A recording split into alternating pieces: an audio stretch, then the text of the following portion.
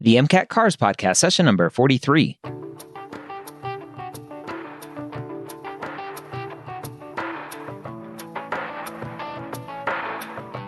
The cars section of the MCAT gives thousands of pre-meds nightmares every night. Whether you're an ESL student, lack confidence while reading, or a slow reader like me, Jack Westin and the medical school headquarters are here to help you score higher in every section so you can be confident you're ready to get the MCAT score of your dreams. Welcome to the MCAT Cars Podcast. My name is Dr. Ryan Gray, and as always, I'm joined by the one and only MCAT Cars Master, Jack Westin. If you are new to this podcast, thank you for taking some time to join us today. I would love, if you find some value after listening today, to go share this podcast with your classmates, with your advisor, or whoever else you think may want to learn how to do better on the MCAT. If you are looking for some more MCAT Cars help, go to jackwestin.com and sign up for his free daily cars passages. They're free every day, right to your inbox. And if you do sign up for a course or anything else that Jack Westin offers, don't forget to mention that you heard about him here on the podcast. Let's go ahead and jump into our passage today. Jack Westin back for some more MCAT Cars podcast. How you doing today? I'm doing great. How's it going? I'm excited to read about another passage. Before we jump into our passage, last week we had a great passage and we had a question at the end. And I was able to kind of get rid of some answers and get to the right answer at the end. And you talked about how the way that I broke it down is a little bit different than kind of what you teach in the course. So talk about the course for a second that you have for students for the cars section of the MCAT and how you help students break down answers to these passages. Yeah, so a lot of times I find that, and this is true for everyone, when you read something, your mind will go everywhere, right? It'll go to one paragraph or the next, or it might start assuming things that it didn't read. That's pretty common, especially when you're not aware of exactly what's being said. That's why in the course I break down things using steps. So when we read, it's kind of different than what we do together, because in the class I show you how to do this efficiently, how to find the big ideas quickly, right? We don't have time to summarize every sentence throughout every passage on the test, right? That's not something that's done necessarily in a timely way. You can't do that in a timely way, but it's great for reading comp. It's really great for understanding the passage. So that's the major difference in the course is I show you how to actually take this test, right?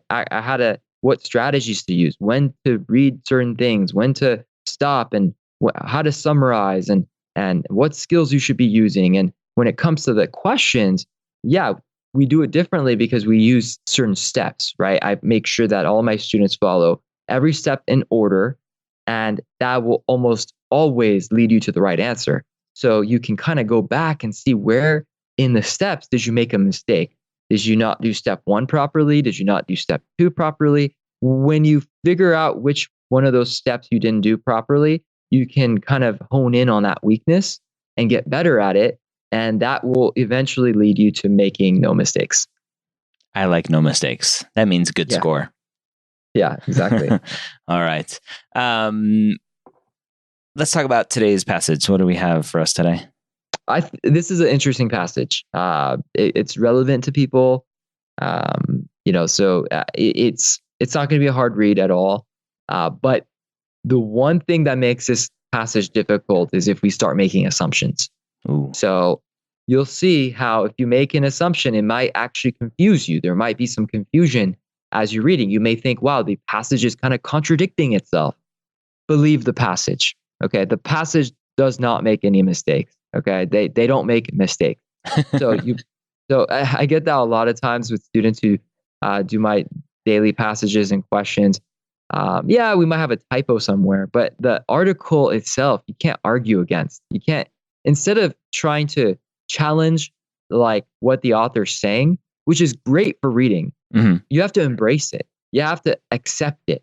A lot of times I get feedback from students who read these passages, which we don't necessarily write. We don't write the passages. We adapt them. We find them from different sources, and then we write questions about them. But we also do edit them to make them more MCAT kind of style. But don't challenge what the author's saying. Don't think, well, the author's wrong. I can't be that way. I'm going to stick to what I think. I can't do that. You gotta, it's okay to actually kind of converse with the author and challenge their opinion. But at the end of the day, you have to stick to their opinions. You have to stick to what they were thinking and what they were saying. Yeah. I like that thought of fighting the passage. I give that feedback a ton with students with mock MMI stuff. I said, stop fighting the scenario. You're making it much harder than you need to by fighting the scenario. Just go with it.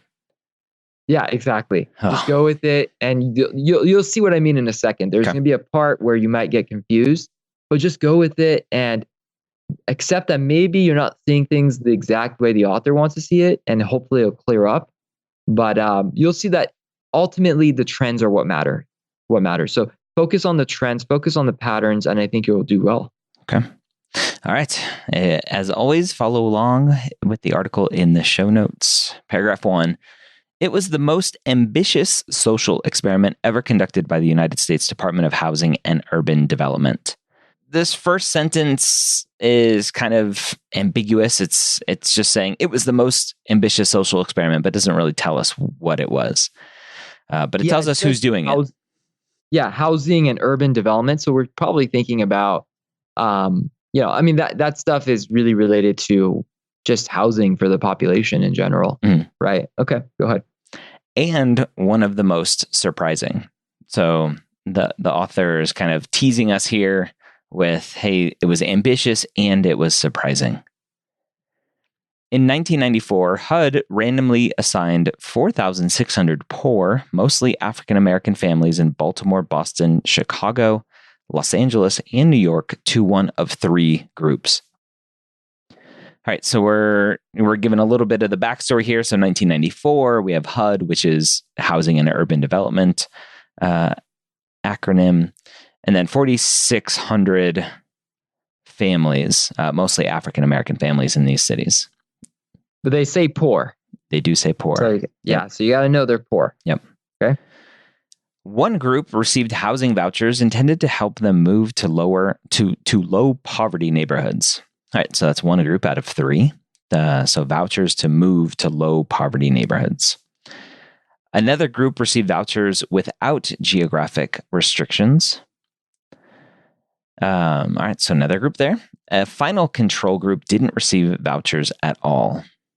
All right, so three different groups here. One, to help them move to low poverty neighborhoods, so neighborhoods where there's less poverty. Another group that allowed them to move wherever they wanted. And the third group, the control group, didn't get any vouchers. What's a voucher? Money. Yeah, that's it. So if in case there's a student who doesn't understand what a voucher is, it's probably money, some kind of funds, some kind of help. Yeah. Okay. So we have this first paragraph here just setting up this big experiment with a lot of families, mostly poor, mostly African-American, or all poor, mostly African-American. Okay. Next paragraph, called Moving to Opportunity. The study was designed to answer a question that had divided social scientists and policymakers for decades. Did getting people off of welfare and other forms of social assistance depend on changing their social context? So the study here, Moving to Opportunity, so it's given a name, and then it kind of it's saying it was developed or designed to answer a question.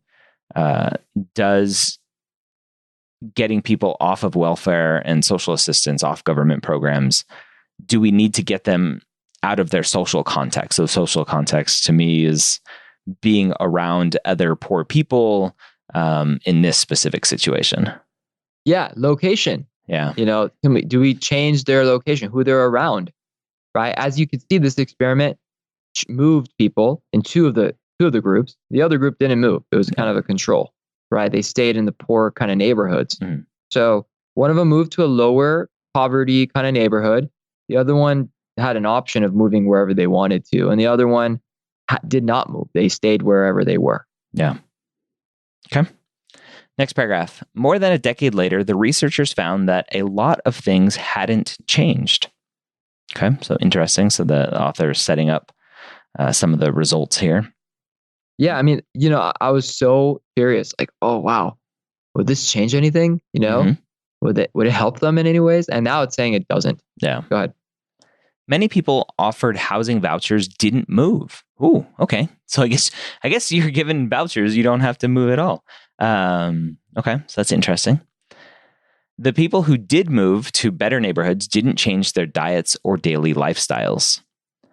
So interesting. So they moved to a better neighborhood, but didn't really change much about their life. Their kids showed no improvement in reading or math scores. Okay, so we're given some more educational data here. So diets, lifestyles didn't change. Education-wise, the kids didn't have better reading or math scores. Okay. And moving didn't make people any more or less economically self-sufficient. The question the study was designed to answer. So this last sentence here basically saying these vouchers moving didn't really help people at all. That's my takeaway. Yeah. I mean, that's kind of sad, isn't it? Like you're expecting some kind of results, hopefully, and nothing's changing, at least not in terms of education or lifestyle. Stays the same. Even if you do move, most of them didn't move, right? Like they should have moved to low income, low poverty housing, or they should have moved to any other place, but they just didn't. But even if they did, it didn't change anything, at least so far. Okay. All right. Next paragraph. But as the experiment went on, researchers began encountering anecdotal evidence that surprised them. All right, so now we have our twist. Aha! So something happened that researchers weren't expecting. The people who moved out of poor neighborhoods were healthier. Okay, we don't know how they were healthier, but supposedly they're healthier. And it's interesting, they say anecdotal evidence. So that's, I guess for the reader, they don't really need to know that, but that's interesting to me. Yeah. Mm-hmm. But this is also confusing because it said that the ones who moved did not change their diet or daily lifestyles. Yeah. So I'm right now, there are some students who are thinking, wait, I thought if you moved, it didn't change your lifestyle, didn't change your diet. Yeah. How can it make you healthier then? Exactly. This is the battle that a lot of students have, right? Now it's like, oh, what's happening? I'm so confused, and they just give up. But it's okay. Maybe diet and lifestyle is different than health, right? Maybe diet and lifestyle can contribute to your health, and there are many other factors that can also contribute to your health. Maybe your stress levels, right? Maybe how much you sleep, right? I mean, I guess that's lifestyle, but there could be other ways of looking at health aside from lifestyle and diet. Go ahead. Yeah. When they went back and measured the differences between people who got vouchers and people who didn't, the results were remarkable. The people who got vouchers to move to low poverty neighborhoods had significantly less rates of obesity and type 2 diabetes. Okay, so that's how they got healthier.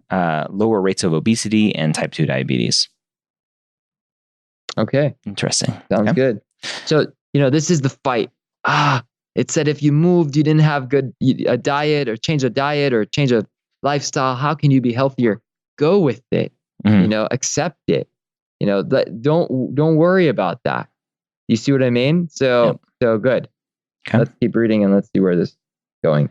Robert Whitaker, a pediatrician and public health expert at Temple University, co-authored a report on the HUD study for the New England Journal of Medicine in 2011. So we have a name here, given some credentials. He's a public health expert and pediatrician, and he has a report on this study. By dint of the design, the cause of the difference in diabetes and obesity was the voucher and the move to a less distressed neighborhood, Whitaker says. All right, so I'm thrown off immediately by dint. I don't know what dint of the design means, but I'm going to ignore that and just read the rest and say that Whitaker is saying that the diabetes and obesity is because of the move. He is correlating those things. The amazing thing is that the cause of the difference in obesity and diabetes was the move. So it's interesting. So in paragraph 4, the study is saying, hey, diets and daily lifestyles didn't change. Paragraph 5 is saying people got healthier, lower rates of obesity and type 2 diabetes. And then we have this expert who says they got healthier just because they moved. Wow. Yeah. Okay. So as a scientist, I'm like, I need more data than that. Yeah. Wow. Okay. So what's the point? What did it change anything? Oh yeah. Yeah. It reduced obesity and type 2 diabetes. Yeah. Now, the other problem a lot of students have is, wait a second, were they in poor neighborhoods and they're moving to what is it? What do they call it? They called it low poverty neighborhoods. What's the difference? There's got to be some difference there. There's got to be. Right. And the author's saying, or at least Whittaker is saying, that they moved to a less distressed neighborhood. So we kind of have to know that they were in really bad, poor neighborhoods, and they moved. And this move led them to a better place, right? Whether it was a low poverty neighborhood or something better, you just have to know that they moved out of wherever they were. So the fact that they moved helped their health. Yeah. Yeah. So this is, I think, just a good example, just a random public announcement. What do you call those things? A PSA, public service announcement, that research isn't always looking at the right things. Things may change, get better, get worse, but the research may not always capture what exactly that is. Yeah, exactly. They were thinking, okay, well, if we move them, maybe it's, their health will change, or the lifestyles will change. Yeah, they were looking at diet and lifestyle. But maybe there are other factors. Yep. Maybe it was just the fact that they moved, and maybe it changed their attitude. Who knows? We there's no. That's the whole point of this, is don't try to assume stuff. Don't get confused with the whole diet and lifestyle and health. And when it comes to moving, it does say low poverty neighborhood. That's different than wherever they were, right? They were in poor neighborhoods. Wherever they were, they moved to some degree. And that's all we care about. The fact that they moved helped their health. That's it. That's all we need to know. We don't have to worry about all the little details and how we got that. We should be okay. So, Jack, I think the next time we talk, I'm going to have a 6-pack because I'm going to move like 30 times. Apparently moving helps get me 6-packs too. Yeah. I don't know. If you've ever traveled, you come back, you're probably, at least, I don't know. Everyone's different. But for me, I always lose weight somehow when I guess it's because I walk more. Yeah, could be. All right. So I guess big takeaway here is this huge study that was developed. People's lives didn't change, lifestyles didn't change, diets didn't change, but because they moved out of these poor neighborhoods, they got healthier. Cool. You want to do that question? Yeah. So we have a question here. The author suggests that a person's health, A, can be improved with access to better medical care. So I'd cross that one immediately off because they never really talked about medical care. B, could be affected by where that person lives. Okay. So definitely high up on my list of answers. C, improves when that person tries to improve it. So this one I would throw out because of the results of the study saying people didn't change their diets or daily lifestyles. So to me, that means they didn't try to improve. So I would throw that one out. Yeah, and plus they don't even mention they tried to improve. Yeah. Yep. Okay. And D is not affected by the person's race. And so this one would potentially throw a student off because they do mention mostly African American. And so a student who is lacking confidence in this will go, oh, wait a minute, they did mention mostly African American. So it must be a discussion of race. But I'm going to throw that one out and go with A, can be improved. Not A. B, could be affected by where that person lives. You're thinking like a Cars writer. Oh, yes. That's exactly why they would put D. Let's make a passage together, Ryan. Let's do it. Done. Question together. Yes. So exactly. D is just a trap. Well, we know you read the first paragraph. We know you probably saw African American. So we're going to put it as a bad answer choice to see if you're going to get distracted by something you might have seen, right? That's a trap. That's kind of what they do, right? That's the pattern of this test. So absolutely. Great job. All right. So the other 3 answers or 2 wrong answers, anything there? I think A is pretty medical care, easy. Yeah, A is obviously wrong. There was no discussion of medical care.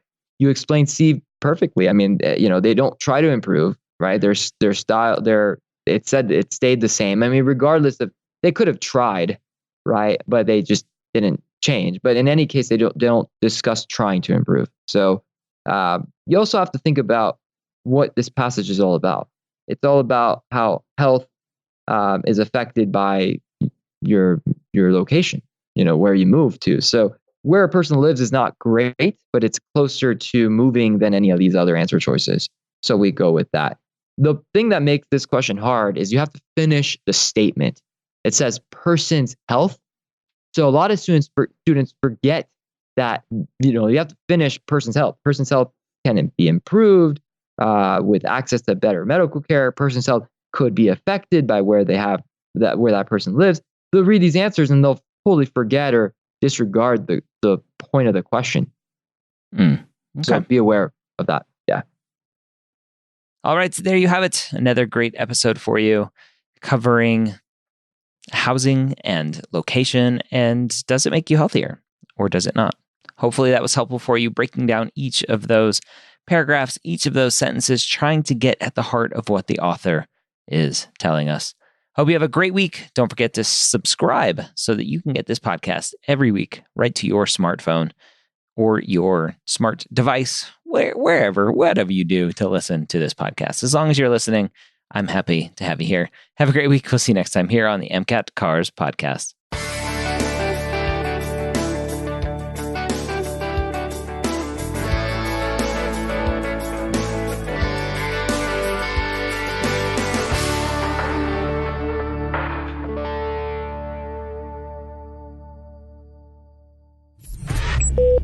This is MedEd Media.